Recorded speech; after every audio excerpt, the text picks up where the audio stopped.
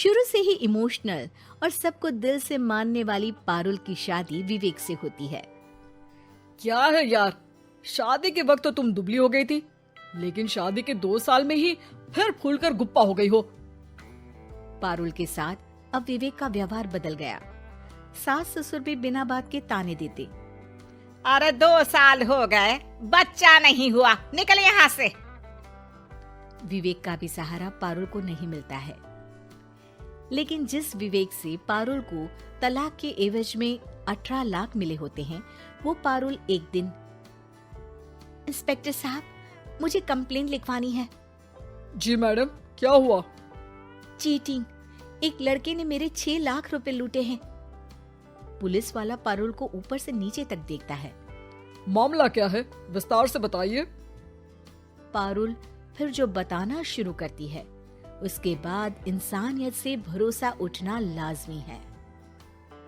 मेरे पति ने मुझे कभी अपनाया ही नहीं। शादी के 3 साल में ही मेरा तलाक हो गया। मैं नहीं चाहती थी कि मैं उनसे एक भी पैसा लूं, लेकिन वकील और मेरे माता पिता ने उनसे 18 लाख की रकम ली। फिर क्या हुआ? क्या वो पैसे उसने वापस ले लिए?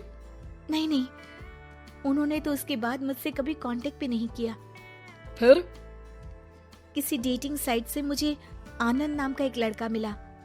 उसके साथ मुझे लगा कि मैं दोबारा जिंदगी बना सकती हूँ। वो मेरी केयर करता, मेरी छोटी बड़ी चीजों का ख्याल रखता और मेरा साथ देता। अच्छा, क्या उसने तुम्हें शादी करने का झांसा दिया था? हाँ, वो भी तलाकशुदा था। पहले तो उसने मुझसे कहा कि उसकी एक बेटी है, लेकिन फिर पता चला कि उसकी एक नहीं 2 बेटियां हैं। इतना ही नहीं, दिल्ली के एक आम इलाके में वो बीवी और बच्चियों के साथ ही रहता है। तो आपसे इमोशनली फ्रॉड कर उसने पैसे ऐंठे? जी, अब मेरे पास कुछ नहीं है, ना पैसे ना वो। मैं बस किसी भी हालत में अपने पैसे वापस चाहती हूँ, जो मेरे बुरे वक्त में मेरे काम आ सकते हैं। ठीक है। पुलिस आनंद को पुलिस स्टेशन बुलाकर सारी पूछताछ करती है, लेकिन आनंद पुलिस वालों को ये यकीन दिला देता है कि पारुल ने उसे कोई पैसे दिए ही नहीं, बल्कि वो तो उस पर बीवी को छोड़ने का दबाव बना रही थी और ना मानने पर पारुल ने ये झूठा केस डाला है। क्या मैडम, फोकट में पुलिस का वक्त खराब कर रही हैं? कोई शादीशुदा क्यों अपनी बीवी छोड़ेगा? अब आपकी शादी टूटी तो मतलब सबकी तो नहीं टूट सकती ना। पारुल को पुलिस वाले के मुंह से ये बात सुनकर हैरानी होती है। उसे कुछ समझ में नहीं आता कि वो क्या करे। वो अपनी सहेली झनक, जो कि वकील थी, उससे कांटेक्ट करती है। झनक, मैं क्या करूं?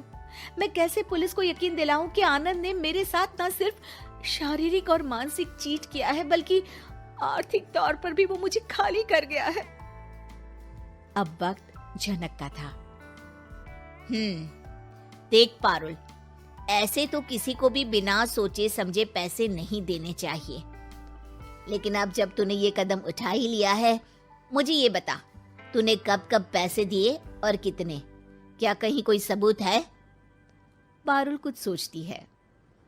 3 बार तो बैंक में ट्रांसफर और 2 बार गूगल पे। क्या इन सब के रिकॉर्ड मिल जाएंगे? हाँ, क्यों नहीं, मैं बैंक से सब निकाल लाऊंगी।